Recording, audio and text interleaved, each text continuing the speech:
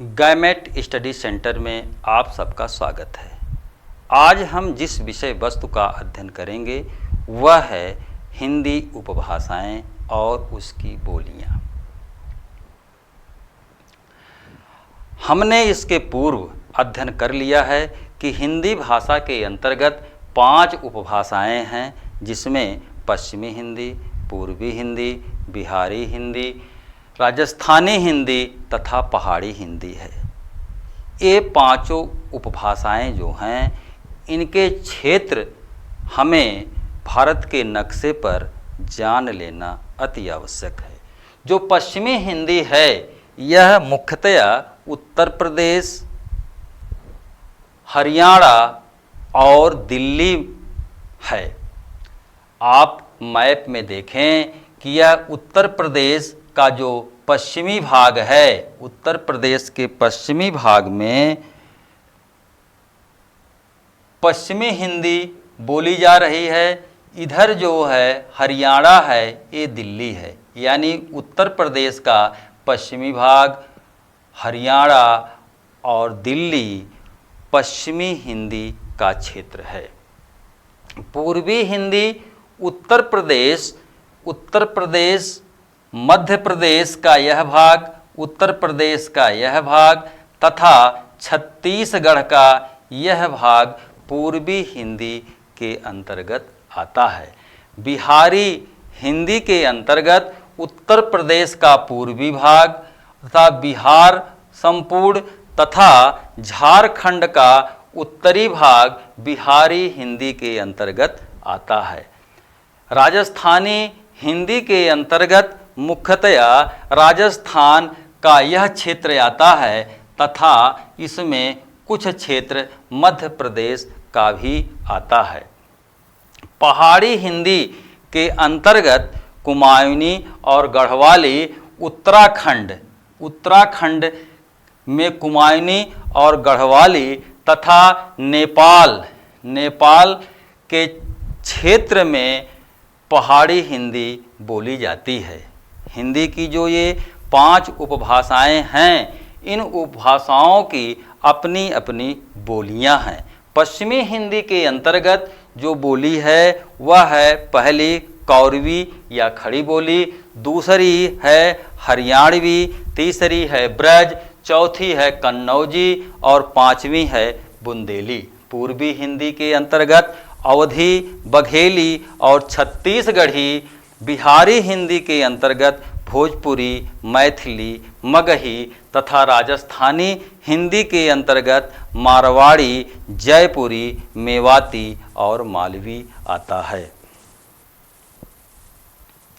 हिंदी जो नाम है वह वस्तुतः जो हिंदी की 5 उपभाषाएं हैं, उन 5 उपभाषाओं का जो बोली समूह है उनका सामूहिक नाम हिंदी है, जिसके अंतर्गत पश्चिमी हिंदी, पूर्वी हिंदी, बिहारी हिंदी, राजस्थानी हिंदी तथा पहाड़ी हिंदी शामिल हैं। हिंदी के अंतर्गत जो 18 बोलियां आती हैं, उन बोलियों में खड़ी बोली, हरियाणवी, ब्रज, कन्नौजी, बुंदेली, अवधी, बघेली, छत्तीसगढ़ी, भोजपुरी, मैथिली, मगही, मारवाड़ी, जयपुरी, मेवाती, मालवी, कुमायूनी, गढ़वाली तथा नेपाली सहित कुल 18 बोलियां आती हैं, जिसका विवरण निम्नलिखित है।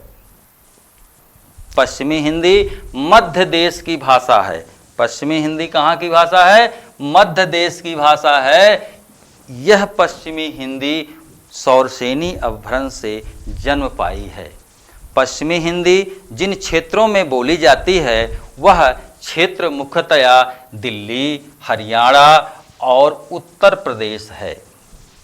पश्चिमी हिंदी की जो प्रमुख बोलियां हैं, ये प्रमुख बोली पहली इसके अंतर्गत खड़ी बोली आती है, को कौरवी भी कहा जाता है।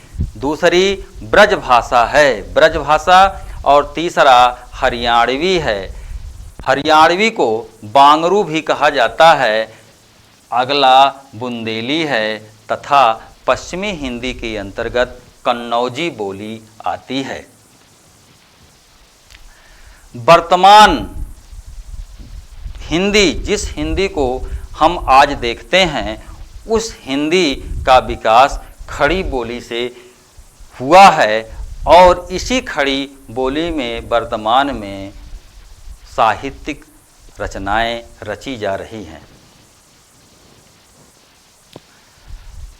आइए पश्चिमी हिंदी की जो पहली बोली है कौरवी, हम उसके बारे में अध्ययन करते हैं। कौरवी या खड़ी बोली, खड़ी बोली का प्रयोग मुख्यतया दो अर्थों में किया जाता है। पहला, खड़ी बोली साहित्यिक हिंदी के अर्थ में किया जाता है और दूसरा, दिल्ली और मेरठ के आसपास बोली जाने वाली बोली के संदर्भ में। यहाँ हम दूसरे अर्थ में बात करेंगे, यानी हम खड़ी बोली के अर्थ में जो मेरठ और दिल्ली के आसपास बोली जाती है के अर्थ में करेंगे। कौरवी नाम खड़ी बोली का क्यों पड़ा? ऐसा कहा जाता है कि प्राचीन काल में जो मेरठ और दिल्ली का क्षेत्र है, यह कुरु जनपद के नाम से प्रसिद्ध था और कुरु जनपद में बोली जाने के कारण इस बोली का नाम कौरवी पड़ा। कौरवी नाम खड़ी बोली का राहुल सांकृत्यायन के द्वारा दिया गया है। किशोरी दास वाजपेयी का मानना है कि खड़ी बोली में खड़ी पाई की अधिकता होने के कारण इसका नाम खड़ी बोली पड़ा। कामता प्रसाद गुरु कहते हैं कि इसमें ध्वन्यात्मक कर्कशता, यानी खड़ी बोली में खड़ापन है, कर्कशता है, इस कारण इसका नाम खड़ी बोली पड़ा। गिलक्राइस्ट जो विदेशी विद्वान हैं, इनके द्वारा कहना है कि यह खड़ी बोली एक परिनिष्ठित या मानक या स्टैंडर्ड बोली है। बिली नामक विद्वान खड़ी बोली को प्रचलित या चलती बोली कहते हैं। अबुल हक इसे गंवारू बोली कहते हैं। कुछ लोग इसे शुद्ध या खरा होने के कारण इसका नाम खड़ी बोली करते हैं। हिंदी को खड़ी बोली के रूप में स्वीकार करने वाले प्रमुख जो विद्वान हैं, वे हैं गिलक्राइस्ट, लल्लू लाल और सदल मिश्र। तो खड़ी बोली है, इसका विकास और सैनी अपभ्रंश के उत्तरी रूप से हुआ है, किंतु यह मत अभी निश्चित नहीं हो पाया है। जो खड़ी बोली है, यह मुख्यतया उत्तर प्रदेश के सहारनपुर, मुजफ्फरनगर, शामली, बागपत, मेरठ, गाजियाबाद, हापुड़, बुलंदशहर, गौतम बुद्ध नगर, मुरादाबाद, रामपुर, संभल, बरेली, बदायूं, अमरोहा, बिजनौर में बोली जाती है। आप देखिए कि ये जो रेड कलर लाल रंग से क्षेत्र दिखाया गया है, ये खड़ी बोली का क्षेत्र है। इसके इधर आगरा है, इधर दिल्ली है, इधर बरेली है, इधर देहरादून है। हमने देखा कि उत्तर प्रदेश के जिन जिन जिलों में खड़ी बोली बोली जाती है तथा उत्तराखंड के हरिद्वार, ऊधम सिंह नगर, देहरादून और नैनीताल के कुछ क्षेत्रों में भी मिश्रित रूप में खड़ी बोली बोली जाती है। हरियाणा के पूर्वी जिलों में जैसे कुरुक्षेत्र, अंबाला, यमुनानगर, पंचकुला, फरीदाबाद के उत्तरी क्षेत्र, करनाल, सोनीपत, पानीपत के पूर्वी हिस्सों में खड़ी बोली बोली जाती है। पंजाब के पटियाला के पूर्वी भाग में भी खड़ी बोली बोली जाती है। खड़ी बोली जो है, यह लोक साहित्य से संपन्न है। इसमें पवाड़ा, नाटक, लोक कथा, लोकगीत पाए जाते हैं। खड़ी बोली की जो प्रमुख विशेषता है, वह आकारांत की विशेषता है, यानी अ से इसके शब्दों का अंत होता है। खड़ी बोली का एक उदाहरण आप देखें है कि वो दोनों लड़के इसके पहले ही घर पहुंच गए थे। यह खड़ी बोली का उदाहरण है। वो यानी वे दोनों यानी दोनों लड़के यानी लड़के इसके पहले घर पहुंच गए थे। पश्चिमी हिंदी की जो दूसरी बोली है वह है ब्रज बोली। ब्रज का प्राचीन अर्थ है पशुओं का समूह या फिर चारागाह। पशुओं का समूह या चारागाह इसे क्यों कहा गया? क्योंकि यह क्षेत्र जो रहा है इसमें पशुपालन की अधिकता थी। पशुपालन की अधिकता होने के कारण यह क्षेत्र ब्रज क्षेत्र कहलाया और इसकी भाषा ब्रज भाषा कहलाई। मथुरा और उसके आसपास का जो 84 कोस का क्षेत्र है वह 84 कोस का क्षेत्र ब्रज भाषा कहलाता है। आप देखें कि यहाँ पर मथुरा है और यहाँ पर भरतपुर है, ये आगरा है। ये पूरा लाल रंग से जो क्षेत्र इंगित है यह ब्रज भाषा का क्षेत्र है। ब्रज भाषा का विकास सौरसेनी अपभ्रंश के मध्यवर्ती रूप से हुआ है। तो ब्रज भाषा का विकास किससे हुआ है कि सौरसेनी के मध्यवर्ती रूप से हुआ है। ब्रज भाषा का एक नाम ब्रजबुली है। ब्रजबुली इसका नाम ईश्वर चंद्रगुप्त ने दिया है। ब्रज भाषा मुख्यतया जिन क्षेत्रों में बोली जाती है उन क्षेत्रों में मथुरा, आगरा, अलीगढ़ ये जो 3 क्षेत्र हैं इनमें ब्रज भाषा का हमें शुद्ध रूप मिलता है। मैनपुरी, एटा, बदायूं, बरेली, बुलंदशहर, भरतपुर और अधिकांश धौलपुर, करौली, ग्वालियर, जयपुर तथा गुड़गांव का पूर्वी भाग जो आता है इसमें ब्रज की मिश्रित रूप में बोली जाती है। मध्यकाल में यह जो बोली रही है इसमें बहुतायत मात्रा में साहित्य की रचना की जाने लगी और साहित्य अधिकांश मात्रा में रचा जाने लगा, इसलिए इसको आदर स्वरूप ब्रज भाषा का भी नाम दे दिया गया। ब्रज भाषा इतनी समृद्ध रही कि इसमें सूरदास, नंददास, कृष्णदास से लेकर के मुसलमान कवियों रहीम और रसखान ने अपने अपने दोहे या सवैये इत्यादि को लिखा है। ब्रज भाषा की जो सबसे प्रमुख साहित्य रहा है वह सूरदास का सूरसागर है। ब्रज भाषा में जो प्रमुख उपबोलियां हैं उसमें भरतपुरी, माथुरी और डांगी आती हैं। ब्रज भाषा जो है यह ओकारांत बहुला भाषा है, जैसे आयो, गयो, खायो, पियो। उदाहरण के रूप में एक उदाहरण है ब्रज भाषा का, वानय मोको कहयो गधा धोइबै तय बछड़ा नहीं होए जात। यानी उसने मुझको कहा कि गधा धोने से बछड़ा नहीं होता है। अब पश्चिमी हिंदी की जो अगली बोली है हरियाणवी, जिसे बांगरू भी कहा जाता है। हरियाणवी बोली का नाम कैसे पड़ा यह विवाद का विषय है।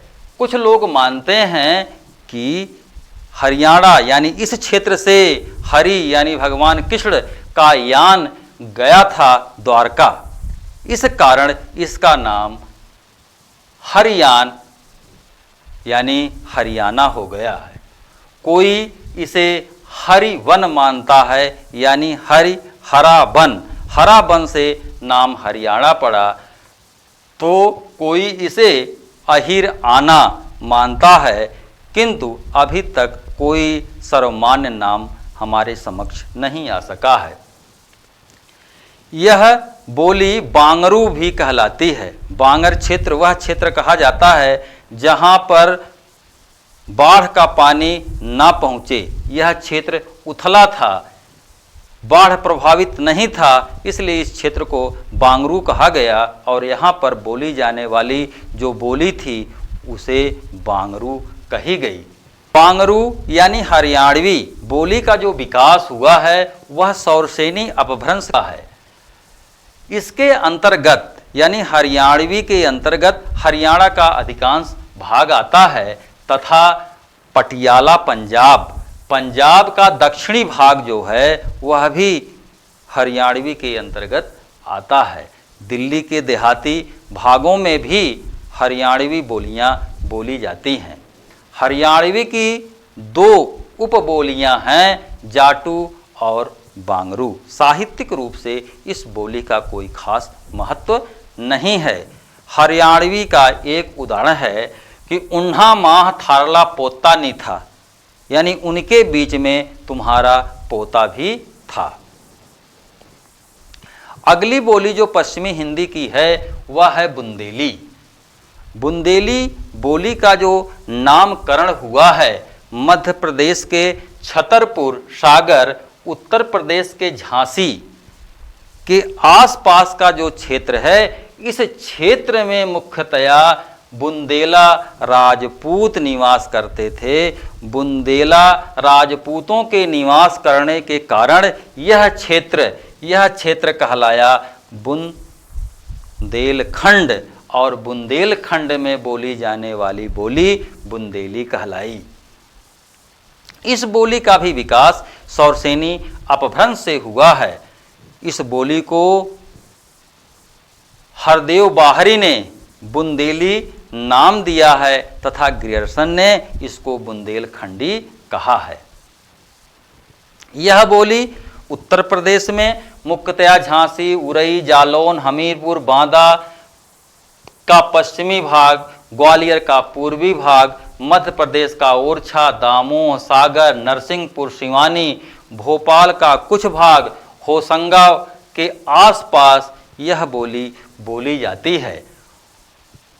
अभी आप हाल फिलहाल में शिवानी कुमारी को आप बिग बॉस में देखे हैं। शिवानी कुमारी की जो बोली है वह मुख्यतया बुंदेली ही है। बुंदेली की जो प्रमुख उपबोलियां हैं, इस उपबोली के अंतर्गत बनाफरी, राठौरी और लाघोधी बोलियां आती हैं। कौन कौन उपबोली आती है? बनाफरी आती है, राठौरी आती है और लाघोती आती है। लोक कथा आल्हा बुंदेली की एक उपबोली बनाफरी है। आल्हा जो है बुंदेली की बनाफरी बोली में लिखा गया है। बुंदेली के अंतर्गत प्रसिद्ध ईसुरी फाग भी लिखा गया है। बुंदेली का लोक साहित्य बहुत ही समृद्ध है। यहाँ के रहने वाले बिहारी थे, मतीराम थे, ठाकुर आदि जो प्रमुख साहित्यकार थे, कवि थे, ये बुंदेलखंड क्षेत्र के रहने वाले थे। इसलिए कुछ विद्वानों का मानना है कि ब्रज में जो काव्य पाए जाते हैं वे मुख्यतया बुंदेली के ही काव्य हैं। बुंदेली का एक उदाहरण दृष्टव्य है, ब्याह में तुम्हें चलने आए, यानी ब्याह में तुम्हें चलना है। अब पश्चिमी हिंदी की जो अगली बोली है वह है कन्नौजी।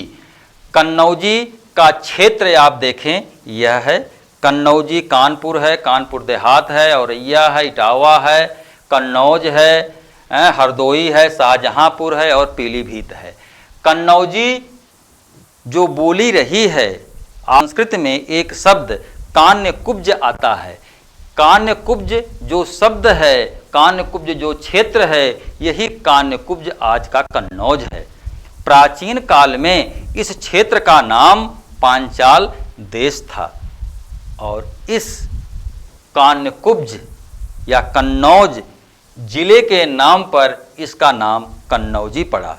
और आप देखें कि कन्नौजी का जो विकास है यह भी सौरसेनी अपभ्रंश से है। इसका जो केंद्र है वह कन्नौज है। यह बोली मुख्यतया उत्तर में गंगा पार, हरदोई, शाहजहांपुर, पीलीभीत दक्षिण में यमुना नदी तथा पूर्व में कानपुर तक फैली है। इस तरह यह बोली मुख्यतया कन्नौज, इटावा, फर्रुखाबाद, शाहजहांपुर, कानपुर, हरदोई, पीलीभीत में बोली जाती है। ब्रज भाषा से इस बोली की समानता होने के कारण इसको अक्सर ब्रज भाषा की एक बोली समझ ली जाती है। इसमें केवल लोक साहित्य ही मिलता है। एक उदाहरण कन्नौजी का दृष्टब्द है, मेला में बहुतय मनई हते उइके पाछे पाछे जाई हों, यानी मेला में बहुत सारे आदमी हैं, उनके पीछे पीछे मैं जाऊंगा। इस तरह पश्चिमी हिंदी और उसकी बोलियां समाप्त हुई। अब हम आते हैं पूर्वी हिंदी पर। पूर्वी हिंदी के पश्चिम में पश्चिमी हिंदी और पूर्व में बिहारी हिंदी बोली जाती है। यह पूर्वी हिंदी उपभाषा है। इस उपभाषा के अंतर्गत जो बोलियां आती हैं वे अवधी, बघेली और छत्तीसगढ़ी हैं। जो पूर्वी हिंदी है यह अर्धमागधी अपभ्रंश से विकसित है, इसलिए पूर्वी हिंदी की जो समस्त बोलियां हैं वो भी अर्धमागधी अपभ्रंश से विकसित हैं। जो पूर्वी हिंदी की पहली प्रमुख बोली है वह अवधी है। अवधी बोली का जो प्रमुख क्षेत्र रहा है वह अयोध्या रहा है। अयोध्या शब्द से औध बना तथा औध का विकसित रूप अवध है और अवध क्षेत्र में बोली जाने के कारण यह बोली अवधी कहलाई। अवधी बोली अर्धमागधी अपभ्रंश से विकसित है। इसे कुछ लोग कोसली, बैसवाड़ी यानी वैश्य राजपूतों में बोली जाने के कारण यह बैसवाड़ी कहलाई। कुछ लोग अवधी को पूर्विया भी कहते हैं। अवधी बोली का जो क्षेत्र है आप मैप में देखें कि ये क्षेत्र जो है लखीमपुर खीरी, सीतापुर से लेकर के इधर जो है पूरा क्षेत्र ये अवधी का है। अवधी मुख्यतया लखनऊ, इलाहाबाद, फतेहपुर, उन्नाव, रायबरेली, सीतापुर तथा फैजाबाद का अधिकांश भाग, बस्ती, गोंडा, बहराइच, सुल्तानपुर, प्रतापगढ़, बाराबंकी, अंबेडकर नगर का पश्चिमी भाग, जौनपुर में केराकत का तहसील को छोड़ करके तथा मिर्जापुर के पश्चिमी भाग में अवधी बोली जाती है। इसकी जो प्रमुख उपबोलियां हैं वे बैसवाड़ी, मिर्जापुरी और बनौधी हैं। अवधी में प्रचुर साहित्य की रचना की गई है। प्रेम मार्गी सूफी काव्यधारा के कवि कुतुबन मंझन जायसी, नूर मोहम्मद उस्मान आदि जैसे विविध सूफी प्रेम मार्गी कवियों ने अपार साहित्य की रचना की है। सूफी प्रेम मार्गी कवियों के अंतर्गत जायसी का पद्मावत सबसे अधिक प्रसिद्ध है। सगुण भक्ति काव्य धारा में मुख्यतः राम काव्य धारा के अंतर्गत बहुत सारे कवियों ने अवधी बोली में रचना की है। तुलसीदास का रामचरितमानस भी अवधी बोली में लिखा गया है। द्वारिका प्रसाद मिश्र की रचना है किशड़ायन, इसकी भी रचना अवधी बोली में किया गया है। वर्तमान में कुछ प्रमुख साहित्यकार हैं जैसे बंशीधर और रमई काका, ये लोग भी अवधी में साहित्य का सृजन कर रहे हैं। अवधी को भी भाषा के रूप में प्रतिष्ठा मिली है क्योंकि अवधी में अत्यधिक साहित्य की रचना की गई है।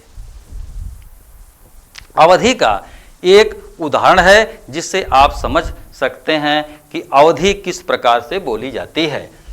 हमार बाप वही छोटकी बखरी में रहत बाटें, मुसीबत माँ केहू काहू का नाही होत, यानी हमारे पिताजी उसी छोटे से कमरे में रह रहे हैं, कष्ट के समय में कोई किसी का नहीं होता है।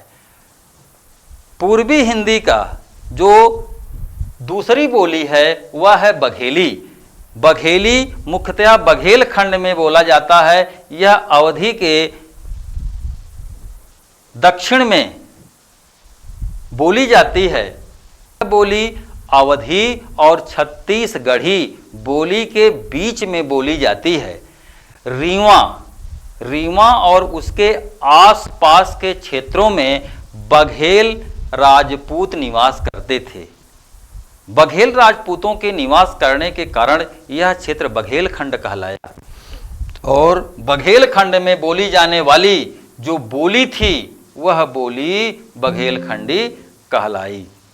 रीवा में बोले जाने के कारण इसका एक नाम रीवाई भी है। बघेली में कोई विशेष साहित्य का सृजन नहीं किया गया है। यह बोली बघेली अवधि के निकट होने के कारण इसे दक्षिणी अवधि भी कहा जाता है। अवधि बोली का विकास अर्धमागधी अपभ्रंश से हुआ है। बघेली बोली मुख्यतया रीवा, नागौद, शहडोल, सतना, मैहर और उसके आसपास बोली जाती है। बघेली बोली का एक उदाहरण दृष्टव्य है कि इहा बुढ़िया के खाए केर किछु देया, यानी इस बुढ़िया को खाने के लिए कुछ दे दो। छत्तीसगढ़ में बोली जाने के कारण बोली छत्तीसगढ़ी कहलाई। छत्तीसगढ़ जो राज्य है, छत्तीसगढ़ का नाम जो पड़ा, छत्तीसगढ़ में चेदिवंशी है राजाओं का एक दुर्ग था जिसे चेदीसगढ़ दुर्ग कहा जाता था, जिसका अपभ्रंश रूप छत्तीसगढ़ हुआ। या फिर ऐसा कहा जा सकता है कि इस क्षेत्र में दुर्गों की अधिकता होने के कारण इस क्षेत्र को छत्तीसगढ़ कहा गया। छत्तीसगढ़ी को दक्षिणी कोसल भी कहा जाता है। छत्तीसगढ़ में बोली जाने के कारण यह बोली जो पूर्वी हिंदी की तीसरी बोली है छत्तीसगढ़ी कहलाई। इसको लरिया या खलहाटी बोली भी कहते हैं। छत्तीसगढ़ी का भी विकास अर्धमागधी के अपभ्रंश के दक्षिणी रूप से हुआ है। यह अवधि से काफ़ी मिलती जुलती है।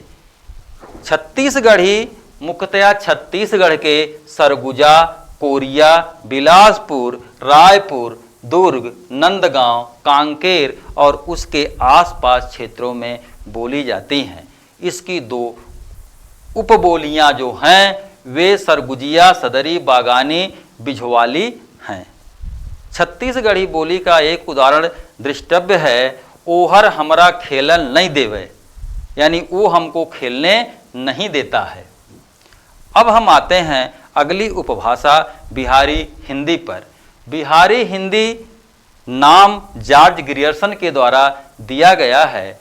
इसके क्षेत्र के अंतर्गत उत्तर प्रदेश का कुछ भाग तथा बिहार का संपूर्ण भाग आता है। झारखंड का उत्तरी भाग बिहारी हिंदी के अंतर्गत आता है।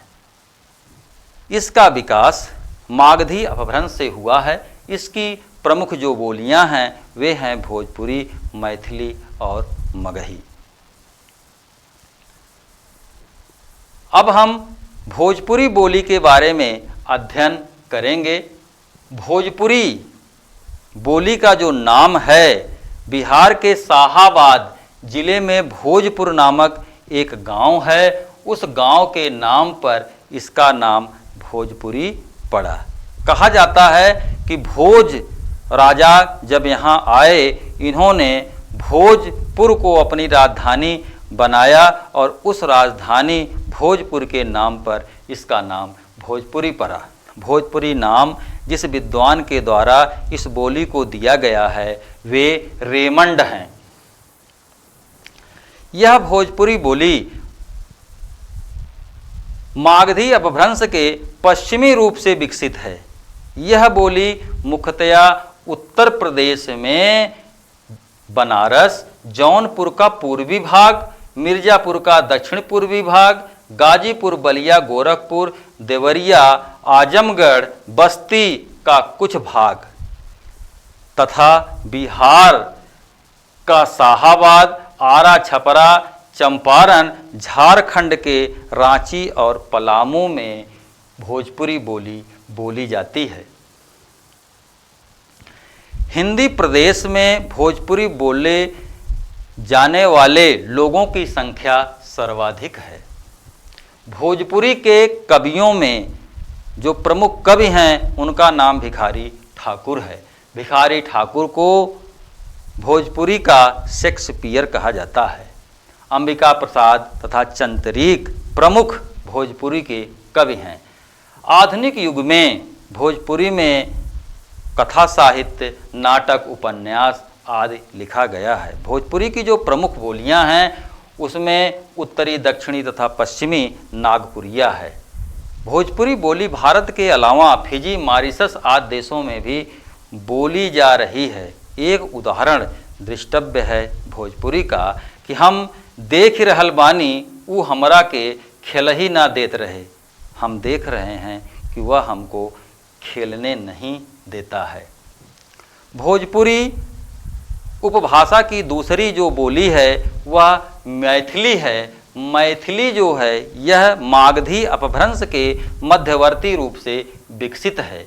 मिथिला क्षेत्र में बोला जाने के कारण या बोली जाने के कारण इसका नाम मैथिली पड़ा और मैथिली नाम जो मैथिली का दिया गया है वह कोलब्रुक के द्वारा दिया गया है। मैथिली बोली का जो क्षेत्र है बिहार का, यह क्षेत्र मैथिली का क्षेत्र है और यह इस क्षेत्र में दरभंगा, मुजफ्फरनगर, पूर्णिया, मुंगेर, उत्तरी भागलपुर आदि आते हैं। मैथिली बोली भी एक साहित्य संपन्न बोली है। इसके प्रसिद्ध जो साहित्यकार हैं वे विद्यापति हैं। रेणु की रचना मैला आंचल की जो बोली है वह भी जो है मैथिली ही है। इसकी प्रमुख बोलियां जो हैं वे हैं उत्तरी, दक्षिणी, पूर्वी, पश्चिमी, छिका छिकी। मैथिली में मास्टर शब्द को महटर बोला जाता है। मैथिली का एक उदाहरण दृष्टव्य है कि पाथर के टुकड़ी कह कह बिछाल देल गैल छलय, यानी पत्थर का टुकड़ा टुकड़ा करके बिछा दिया गया है। भोजपुरी की जो अगली बोली है वह है मगही। मगही का जो क्षेत्र है वह भोजपुरी और मैथिली के बीच में है या भोजपुरी और मैथिली से सटा हुआ है। यह बोली मागधी अपभ्रंश से विकसित है। संस्कृत का शब्द जो मगध है, मगध का मगह पड़ा हुआ और मगह से मगही हुआ। मगही बोली मुख्यतया पटना, गया, पलामू, हजारीबाग, मुंगेर, भागलपुर में बोली जाती है। इसकी प्रमुख उपबोलियां पूर्वी टहला और जंगली हैं। मगही भाषा में लोकगीतों का भरमार है। एक उदाहरण दृष्टव्य है, तेरा मुरझाइल फूल नए लय के चाही, हम ता हुते ते चलत आ रहल थे, यानी तुम्हारा मुरझाया फूल नहीं लूँगा, हम तो वहाँ से चले आ रहे हैं। अगली जो उपभाषा है वह उपभाषा राजस्थानी उपभाषा है। इसका जो प्रमुख क्षेत्र है वह राजस्थान है और पंजाब का जो दक्षिण क्षेत्र है वहाँ से लेकर के संपूर्ण राजस्थान में यह उपभाषा बोली जाती है। राजस्थानी हिंदी का जो नाम दिया गया है यह ग्रियर्सन के द्वारा दिया गया है। पश्चिमी राजस्थानी जो है यह भी सौरसेनी अपभ्रंश से विकसित है। पश्चिमी राजस्थानी या राजस्थानी की जो बोलियां हैं उनको भौगोलिक रूप से हम 4 भागों में बांटते हैं। पश्चिमी राजस्थानी में जो प्रमुख बोली आती है वह मारवाड़ी है जिसकी शैली डिंगल है, मेवाड़ी है, शेखावटी है जो जोधपुर, अजमेर, बीकानेर, उदयपुर, जैसलमेर में बोली जाती है। राजस्थानी हिंदी की जो पूर्वी मध्य राजस्थानी है, इसमें मुख्यतया जयपुरी और उसकी बोलियां जैसे ढूंढाड़ी, अजमेरी, हड़ौती आती हैं। यह मुख्यतया जयपुर, कोटा और बूंदी में बोला जाता है। उत्तर पूर्वी राजस्थानी, इसमें मेवाती, अहिरवाटी बोलियां आती हैं। यह मुख्यतया अलवर और गुड़गांव में बोली जाती है। मालवी के अंतर्गत ये मालवा प्रदेश का इंदौर है तथा यह राजस्थान के दक्षिण भाग के पूर्वी क्षेत्र में बोली जाती हैं। अब हम राजस्थानी हिंदी की प्रमुख बोलियों पर आते हैं। राजस्थानी हिंदी की जो पहली बोली है वह है मारवाड़ी। आप देखें कि राजस्थान का यह क्षेत्र मारवाड़ी का क्षेत्र है। मारवाड़ी का क्षेत्र जो है, इसे यहाँ पर मारवाड़ी बोला जाता है और मारवाड़ पश्चिम में स्थित है।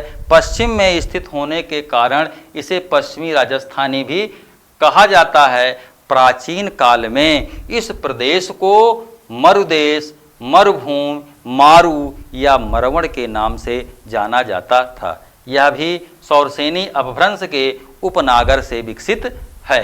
यह शुद्ध रूप से जोधपुर में तथा मिश्रित रूप में ये मेवाड़, सिरोही, अजमेर, जैसलमेर, पालनपुर और किशनगढ़ में बोली जाती है। डिंगल साहित्य बांकीदास का तथा मीराबाई के पद मारवाड़ी में लिखे गए हैं। मारवाड़ी के अंतर्गत जो प्रमुख उपबोलियां आती हैं वे शेखावटी, मेवाड़ी और सिरोही हैं।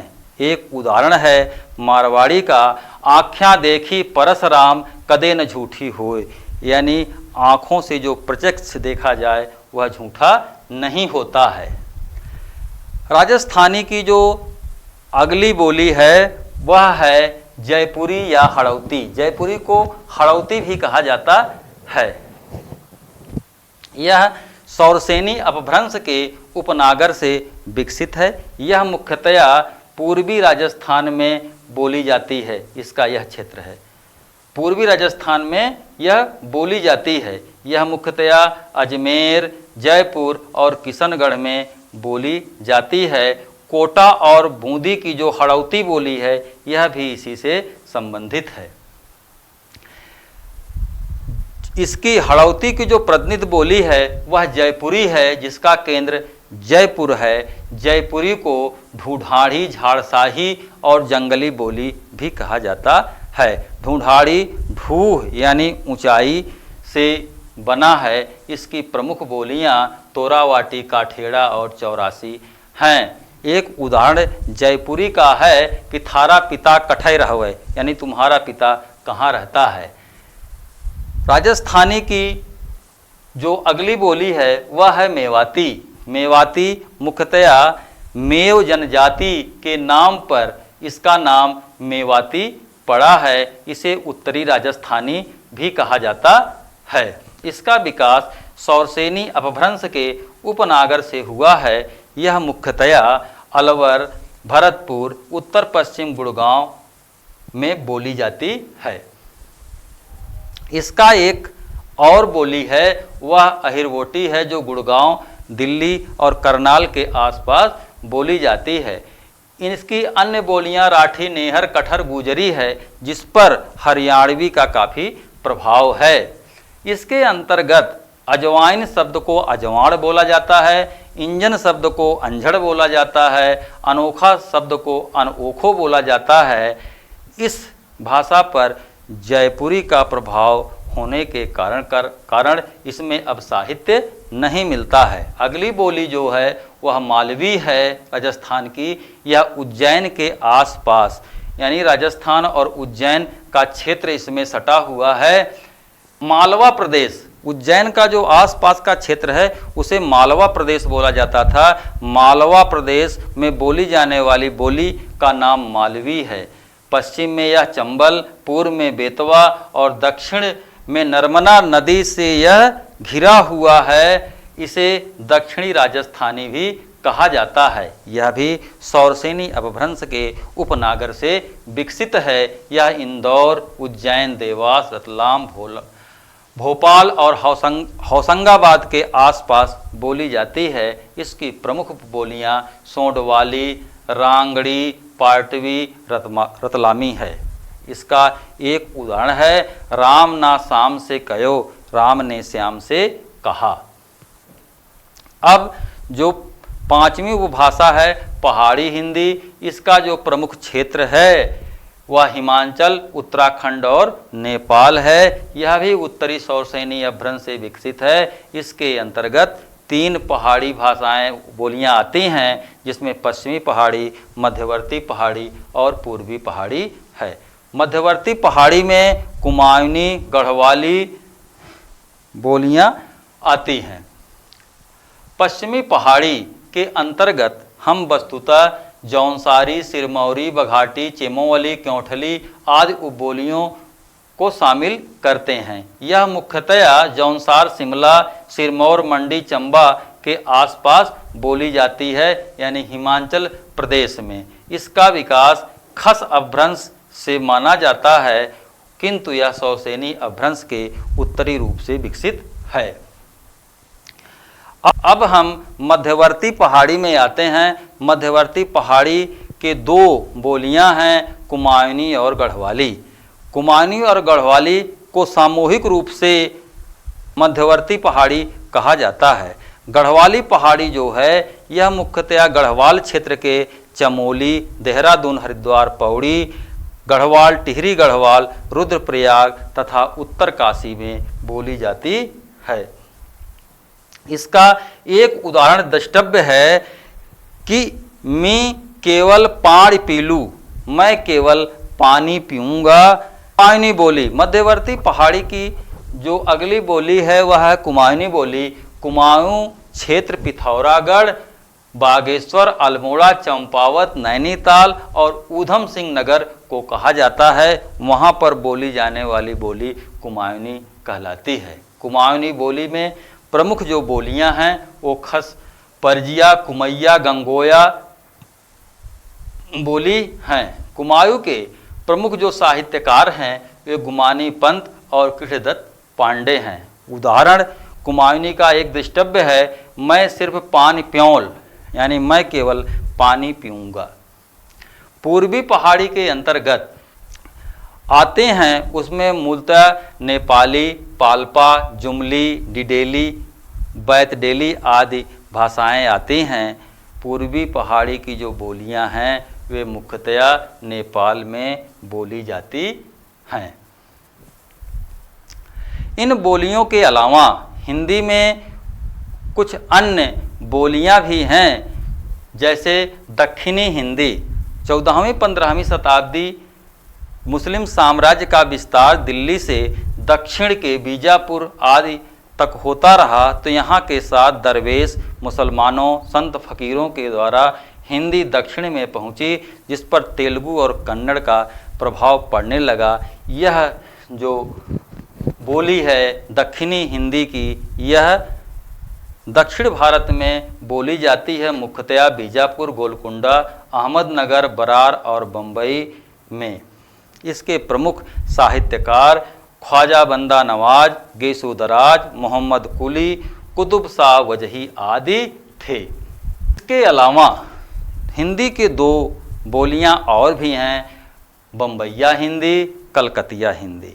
बम्बई महानगर में यह बोली बोली जाती है। इसका मूल आधार खड़ी बोली है, किंतु इसमें गुजराती और मराठी का भी प्रभाव रहा है। जगदम्बा प्रसाद दीक्षित का उपन्यास मुर्दा घर मुख्यतया बम्बैया हिंदी में लिखा गया है। इसी तरह कलकत्ता में बोली जाने वाली बोली कलकतिया हिंदी कहलाती है, परंतु यह मातृबोली नहीं है, इस पर बंगाली और का प्रभाव है। भारत के बाहर भी कुछ बोलियां बोली जाती हैं जो हिंदी से संबंधित हैं। उसमें मुख्यतया ताजुज़बेबी है, जो तजाकिस्तान और उज़्बेकिस्तान के सीमा पर बोली जाती है।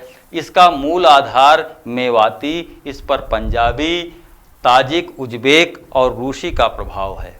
दूसरा है मॉरिशसी, यह मॉरिशस में बोली जाती है। इसमें फ्रांसीसी और भोजपुरी बोली का प्रभाव है। फिजी में बोली जाने वाली बोली फिजी कहलाती है, इस पर भोजपुरी और अवधी का प्रभाव है। सूरीनाम में बोली जाने वाली बोली सूरीनामी कहलाती है, इसमें डच और भोजपुरी का प्रभाव है। टिडनाट एवं टोबैको में बोली जाने वाली बोली टिडनाडी कहलाती है।